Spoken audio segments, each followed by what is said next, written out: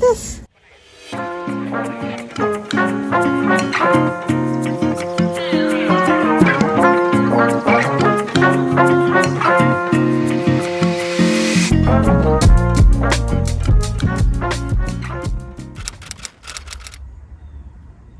Hey guys, welcome back. So I did say we had more harvesting to do in the garden, and that's exactly what we are doing today. We are finally harvesting the ginger that we planted back in May in this bed right behind me. But before that, for those who are new, hi guys, my name is Marsha and I'm the Black Thumb Gardener, and I live in Ontario, Canada, USDA Zone 5B, and welcome to my backyard garden. If you're new here, I would love for you to subscribe, and if you're returning, welcome back, and thank you so much for supporting my channel. Now let's get started. Now ginger takes a really long time to grow. If you want mature ginger, it takes about 8 to 10 months to grow, and it loves a warm, humid climate. Now I don't have that in my northern garden, so I have to start ginger indoors. You generally want to start your ginger in January and February if you're a northern gardener. That means anyone who's in zone 7 and lower. I started my ginger back in March, so it was a little bit later. So I'm expecting to get what's called young ginger, because young ginger takes about 6 to 8 months to grow. Because I didn't really give it enough time, I think that's what I'm expecting to harvest today, at least I hope. There are two ways you can start your ginger indoors. You can start it in water, just have a low level of water, plop your ginger on top and change out that water every couple of days.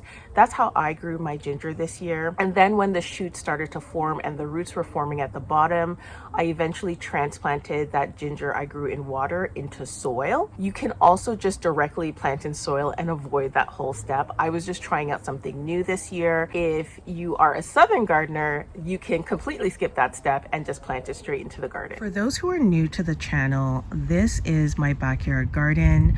I have a very small backyard garden. I have about 6 raised beds in this space. There are 3 new raised beds I built this year, and I do have that video on my channel and I'll link that below. And then I have one last bed back there that I built I think a couple years ago.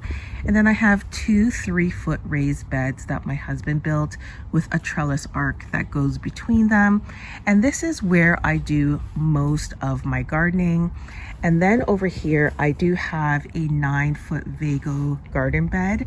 That is where I plant a lot of my brassicas, just because this is a shady spot. So this year when I planted my ginger, I planted it in the first raised bed. Now, ideally when you're planting ginger, you do want to plant it where there's going to be some filtered light.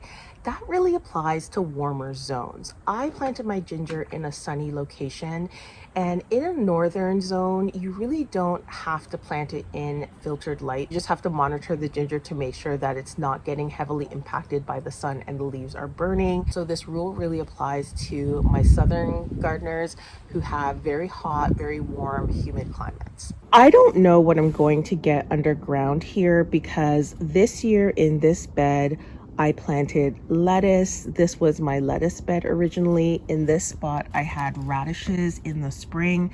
And when I harvested the radishes, I put in the ginger, and it grew alongside an entire bed of lettuce that looked absolutely stunning. And then in the summertime, I planted beans and corn. Corn didn't do well, the beans did well. And I think planting a lot of those summer crops with the ginger might have been a mistake. I would have expected the shoots to be a lot taller, but they aren't. So that's why I'm a bit nervous as to what I'm going to get today. The other issue I had when growing my ginger is I didn't plant it directly into the garden when I brought it outside. I let it sit for a little while because, again, I had radishes in this bed that was taking up the spot of the ginger, and we had a lot of rain in the spring, and the ginger ended up rotting some of the pieces. So I didn't get to plant the healthiest ginger into the garden right away.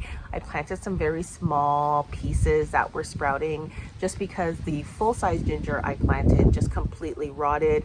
Plus, I gave a lot of my ginger away to friends, so I didn't really plant the best of the best in the garden. When you are starting to harvest ginger, you want to make sure that the leaves are starting to yellow and die back. Again, like I said before, I am running out of time because I'm hitting a first frost deadline. So I don't have the luxury of letting this die back even more, but I think it's died back enough for me to harvest today.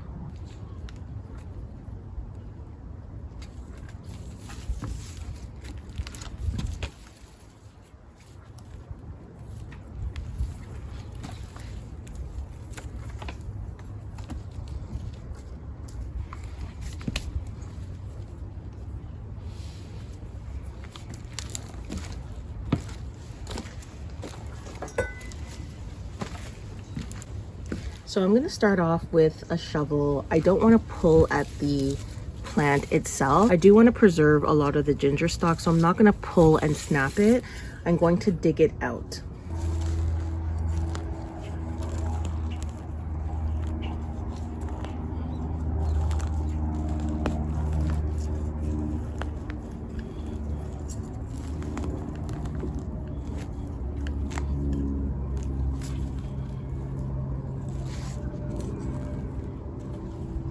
Oh. Oh, look at this.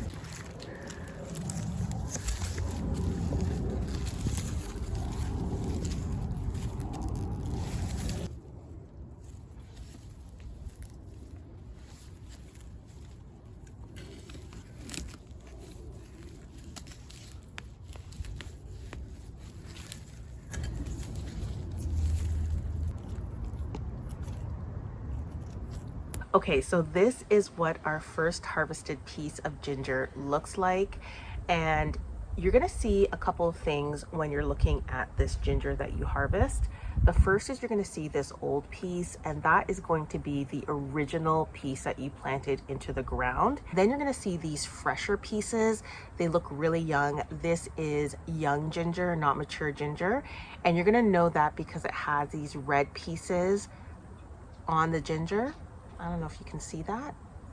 So this is the new ginger that grew, and then this is the old piece of ginger. Now, if this old piece of ginger is still very tough and you live in a warm climate, you can go back and replant that into the ground, or just put it in some water or some soil and regrow it again. If this piece is soft and mushy, get rid of it. Get it out of the garden. You don't need to use it again. So I'm gonna keep both pieces. You can even use it for just cooking if you want. So it feels pretty tough. I am not gonna throw this out. I'm gonna continue to use this ginger again, but look at the new pieces that we grew. So let's harvest the rest of the ginger.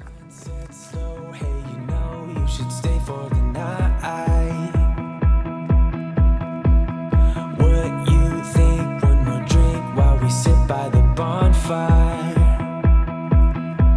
'cause this might be love. It's a feeling that I can't get rid of. So just take my hand, 'cause you know I don't wanna play pretend. Stay with me, take a chance, baby, roll the dice. Gotta give me some love, 'cause when I'm with you, I'm in paradise. You know how to make me feel alive. Gotta give me some love, nah, nah. Gotta give me some love, nah, nah, nah. Gotta give me some love, nah, nah, nah. You gotta give me some love, nah, nah, nah.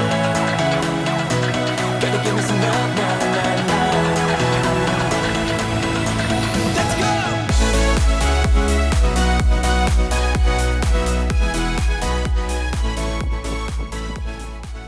Okay guys, my ginger harvest is done. This is what we got from the ground. And I did have, the last one I got was very mushy. Like there's nothing inside, it's just completely empty. This is what you don't want to keep. Just throw this away in the compost pile. We're gonna wash everything off, and then I'm gonna show you the real deal.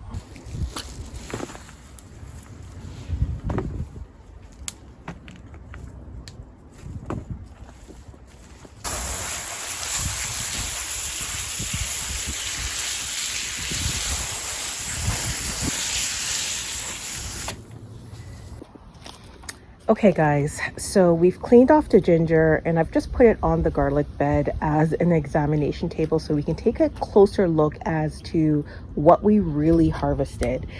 This is what I planted in the ground to get this. So this is the old ginger that we planted in the ground. It's still really good. Like, you can turn around and use this in the kitchen or replant this perfectly fine. It even has nodes here that's ready to grow more ginger. This is what we got from this pile, and this is young ginger, but look, it's still really good. I'm really happy with the harvest, considering how late I planted, how late I started the ginger, the issues I had with my ginger before I planted. This is a pretty decent harvest. And you can not only use this part of the ginger, you can actually use the shoots as well. So don't throw this part away. I would just take off some of the leaves, maybe cut it up to here, dehydrate this and use this for tea. It's a weaker form of ginger, but it still has that ginger flavor. I am happy with this ginger harvest. So to preserve ginger indoors, there are several ways that you can do it. You can cut it into pieces and dehydrate it, or you can dehydrate it whole. You can put it in the freezer, you can grind it into powder. My personal preference to preserve ginger is to cut off the roots, like that, cut off the shoots, and then let it cure on the counter for a couple of days, let the skin harden. Then I'm gonna dump it in the freezer and leave it there. That's the best way to preserve ginger. Guys, I hope you enjoyed this video. I'm sorry if the audio did not go well because it's very windy and it's gonna rain today. Thank you for watching this video. Don't forget to like, comment, and subscribe, and I'll see you in the next one. Bye.